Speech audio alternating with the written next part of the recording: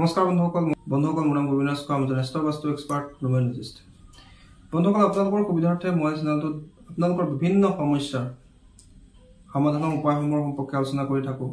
জ্যোতিষশাস্ত্ৰৰ সম্পৰ্কে, বাস্তুশাস্ত্ৰৰ সম্পৰ্কে, তন্ত্ৰশাস্ত্ৰৰ বিভিন্ন উপায়ৰ সম্পৰ্কে মই চেনেলটোত আলোচনা কৰি থাকোঁ। গতিকে যদিহে আপোনালোকৰ মোৰ চেনেলৰ ভিডিঅ'সমূহ চাই ভাল লাগে, অনুগ্ৰহ কৰি মোৰ চেনেলটো ছাবস্ক্ৰাইব কৰিব, ভিডিঅ'সমূহ লাইক কৰিব, কমেণ্ট কৰিব আৰু যিমান পাৰে শ্বেয়াৰ কৰিব।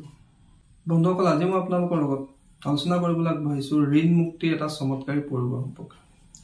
বন্ধুসকল, মই ইয়াৰ আগতেও আপোনালোকৰ লগত বহুতো ঋণ মুক্তিৰ উপায় সম্পৰ্কে আলোচনা কৰিছিলোঁ আৰু সেই উপায় কৰি বহুতো ব্যক্তি লাভৱান হৈছে। তেওঁলোকে হোৱাটছএপ বা ফোনৰ যোগেদি বিষয়ে মোক জনাই থাকে।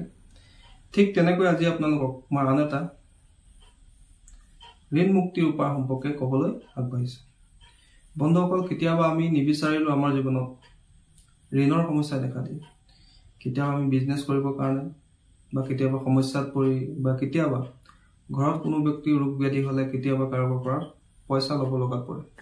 সেয়া লাগে আপুনি বেংকৰ পৰাই লওক বা কোনো ব্যক্তিৰ পৰা লওক বা আপুনি কোনো গোটৰ পৰাই লওক। বন্ধুসকল, কেতিয়াবা দেখা যায় যে ঋণৰ বোজা আমাৰ ওপৰত লাহে লাহে বাঢ়ি গৈ থাকে। ঋণ মুক্তিৰ কাৰণে আমি যিমানেই চেষ্টা নকৰোঁ কিয়, সেই কাৰ্যত বা সেই ক্ষেত্ৰত আমি বিফল হওঁ। আমি বহু চেষ্টা কৰোঁ ঋণৰ পৰা মুক্ত হ'বলৈ, কিন্তু লোন বা ঋণে আমাৰ পিছাই নেৰে। বিভিন্ন উপায় কৰি চাওঁ, তাৰ পৰা আমি ফল নাপাওঁ। বন্ধুসকল, গতিকে আপোনালোকৰ যাতে ঋণৰ পৰা মুক্ত হয় তাৰ কাৰণে মই আজি আপোনালোকক এটা চমৎকাৰী উপায় সম্পৰ্কে ক'বলৈ আগবাঢ়িছোঁ। কি কৰিব লাগে বন্ধুসকল, ভালকৈ শুনি ল'ব, অন্যথা আপোনালোকে কিছুমান গুৰুত্বপূৰ্ণ তথ্য লাভ নকৰিব। পিছত এই প্ৰয়োগৰ সম্পূৰ্ণ ফল লাভত সমস্যা হ'ব। কি কৰিব লাগিব বন্ধুসকল, ভালকৈ শুনি ল'ব। আপোনালোকে কোনো মংগলবাৰ দিনা ৰাতিপুৱাৰ সময়ত ভালকৈ স্নান কৰি কোনোবা এজোপা আহত গছৰ তলত যাব আৰু লগত যাওঁতে 1 গিলাচ গাখীৰ, কেঁচা গাখীৰ, তাত অলপমান চেনি মিলাই আপোনালোকে আহত গছৰ ওচৰলৈ যাব। আহত গছৰ ওচৰত গৈ আপোনালোকে সেই চেনি মিলোৱা গাখীৰ গিলাচ আহত গছৰ গুৰিত অৰ্পণ কৰিব। অৰ্পণ কৰাৰ পিছত তাৰ পৰা অকণমান ফুট আপুনি কপালত ল'ব, অৰ্থাৎ মাটিখিনিত অলপ ভিজি যাব। ভিজাৰ পিছত সেই মাটিৰ পৰা তিলক এটা আপুনি কপালত ল'ব। লোৱাৰ পিছতে সেই আহত গছৰ পৰা আপোনালোকে 11 খিলা, 11তকৈ কমো নহয়, 11তকৈ বেছিও নহয়, 11 খিলা আহত পাত আপোনালোকে ছিঙি আনিব। আনি লৈ নিজৰ ঘৰলৈ ঘূৰি আহিব। ঘৰলৈ আহি আপোনালোকে প্ৰত্যেকটো আহত পাতত আপোনাৰ যিমান লোন আছে বা ঋণ আছে তাৰ সংখ্যা লিখিব। এক চাইডে আপোনালোকে আহত পাতটোৰ একফালে আপোনালোকে লিখিব আপোনাৰ যিমান লোন আছে। ধৰি লওক আপোনাৰ 10 লাখ টকাৰ লোন আছে, আপুনি 10 লাখটো লিখিব। আৰু বেক চাইডে আপোনালোকে নিজৰ ইচ্ছাটো লিখিব যে মই যাতে শীঘ্ৰে ঋণৰ পৰা মুক্তি লাভ কৰোঁ। আৰু আহত পাতত লিখোঁতে আপোনালোকে ৰঙা কলম ব্যৱহাৰ কৰিব। ৰঙা কলম এটা লৈ আহত পাতটো এটা ফালে আপোনালোকে লিখিব এমাউণ্টটো, যিমান এমাউণ্ট আপোনাৰ লোন আছে। বেক চাইডে আপোনালোকে লিখিব মই যাতে সোনকালে ঋণৰ পৰা মুক্তি লাভ কৰোঁ। মই ঠাইত আপুনি নিজৰ নামটো লিখিব পাৰে।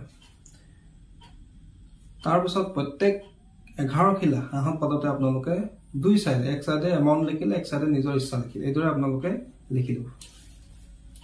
লিখি লৈ আপোনালোকে কোনোবা নদী পাৰত যাব, য'ত পানী বৈ গৈ আছে, নদী ওচৰত যাব। বা আপুনি যদি নদীৰ ওচৰলৈ তেনেকৈ যাব নোৱাৰে, তেন্তে আপোনালোকে ঘৰতে কি কৰিব, প্ৰত্যেক খিলা আহত পাত নিজৰ মূৰৰ ওপৰেদি 3 পাককৈ এণ্টি ক্লক ঘূৰাব। প্ৰত্যেক খিলা আহত পাত ল'ব। এণ্টি ক্লক মানে হৈছে ঘড়ী কাটাৰ বিপৰীতে। আপোনালোকে নিজৰ মূৰৰ ওপৰেদি এণ্টি ক্লক এইদৰে 3 পাক আহত পাত, এখিলা পাতক 3 বাৰ ঘূৰাই পেলাই ৰাখি দিব। এইদৰে 11 খিলা পাতক আপোনালোকে এখিলাকৈ নিজৰ মূৰৰ ওপৰেদি এণ্টি ক্লককৈ 3 বাৰ ঘূৰাই ল'ব। তাৰপিছত আপোনালোকে সেই পাতখিনি কোনোবা এটা বেগত ৰাখি দিব বা কেৰি বেগত ৰাখি দিব। ৰাখি লৈ ওচৰত যদি কোনো নদী নাই, তেন্তে অকণ দূৰত গৈ হ'লেও সেই নদীত এখিলাকৈ সেই পাতখিনি, আহত পাতখিনি আপোনালোকে জল প্ৰবাহ কৰি দিব, অৰ্থাৎ নদীত উটুৱাই দিব। আৰু এই প্ৰয়োগটো কৰি আপোনালোকে পিছলৈ ঘূৰি নোচোৱাকৈ ঘৰলৈ গুচি আহিব। বন্ধুসকল, এই প্ৰয়োগটো আপোনালোকে কৰিব লাগিব কোনো মংগলবাৰৰ দিনা, শুক্ল পক্ষৰ মংগলবাৰ হ'লে বেছি ভাল। আৰু এই প্ৰয়োগ কৰাৰ দিনা আপোনালোকে সম্পূৰ্ণ নিৰামিষ খাব লাগিব। কোনো কাৰণতে মাছ, মাংস, ডিম, নহৰু, পিঁয়াজ, তেল কোনো কাৰণতে আপুনি খাব নোৱাৰিব। যদি পাৰে সেইদিনা ব্ৰত কৰিব। আপোনাৰ কাৰণে অত্যন্ত ভাল। আপোনালোকে ৰাতিপুৱা শুই উঠিব, ভালকৈ স্নান কৰি ল'ব, আহন গছৰ ওচৰত যাব, আহন গছৰ গুৰিত চেনি মিহলোৱা গাখীৰ অৰ্পণ কৰিব আৰু সেই মাটিৰ পৰা এটা ফুট আপুনি কপালত ল'ব। সেই আহন গছৰ পৰা আপোনালোকে 11 কিলো পাত ছিঙি আনিব, আনি লৈ ৰঙা কলমৰ সহায়ত প্ৰত্যেকটো পাততে 11 কিলো পাততে একফালে নিজৰ যিমান লোন আছে সেইটো লিখিব, বেকচাইডে নিজৰ ইচ্ছাটো লিখিব যে মই শীঘ্ৰে যাতে ঋণৰ পৰা মুক্তি লাভ কৰোঁ। এইদৰে আপোনালোকে প্ৰত্যেক কিলো পাতত লিখি ল'ব। লেখাৰ পিছত আপোনালোকে প্ৰত্যেক কিলো পাত এখিলা এখিলাকৈ নিজৰ মূৰৰ ওপৰেদি 3 পাককৈ এণ্টিক্লক ঘূৰাব। তাৰপিছতে গোটেইখিনি পাত আপুনি কোনোবা এটা মোনাত ৰাখিব, ৰাখি লৈ নদীৰ পাৰত গৈ এখিলা এখিলাকৈ পাত আপোনালোকে নদীত উটুৱাই দিব আৰু পিছলৈ ঘূৰি নোচোৱাকৈ ঘৰলৈ গুচি আহিব। আৰু যিদিনাখন এই প্ৰয়োগটো কৰিব সেইদিনা যাতে শুক্ল পক্ষৰ মঙলবাৰ হয় সেইটো কথা মনত ৰাখিব। আৰু সেই মঙলবাৰ দিনা আপোনালোকে পাৰিলে ব্ৰত কৰিব, নহ'লে নিৰামিষ খাব। বন্ধুসকল, এইটো এটা অত্যন্ত তন্ত্ৰশাস্ত্ৰৰ শক্তিশালী ঋণ মুক্তিৰ প্ৰয়োগ। আপোনালোকে সম্পূৰ্ণ মনত বিশ্বাস ৰাখি, ঈশ্বৰৰ প্ৰতি ভক্তি ৰাখি এই প্ৰয়োগটো কৰক। খুব কম দিনৰ ভিতৰতে আপোনালোকৰ ঋণ মুক্তিৰ পথ আপুনি লাভ কৰিব। আপুনি চেষ্টা কৰি আছে আহাৰৰ ঋণৰ পৰা মুক্ত হ'বলৈ, কিন্তু কিবা নহয় কিবা কাৰণে আপুনি ঋণৰ পৰা মুক্ত হ'ব পৰা নাই। তেন্তে এই প্ৰয়োগটো কৰি চাওক। এই প্ৰয়োগে আপোনাক ঋণৰ পৰা মুক্ত হোৱাৰ পথ প্ৰদান কৰিব, ঐশ্বৰিক শক্তিৰ সহায় লাভ কৰাত সহায় কৰিব। বন্ধুসকল, এই প্ৰয়োগটো এবাৰ কৰি চাওক, নিশ্চয় ইয়াৰ পৰা আপোনালোকে ভাল ফল লাভ কৰিব। সম্পূৰ্ণ বিশ্বাস ৰাখি, আস্থা ৰাখি প্ৰয়োগটো কৰিব।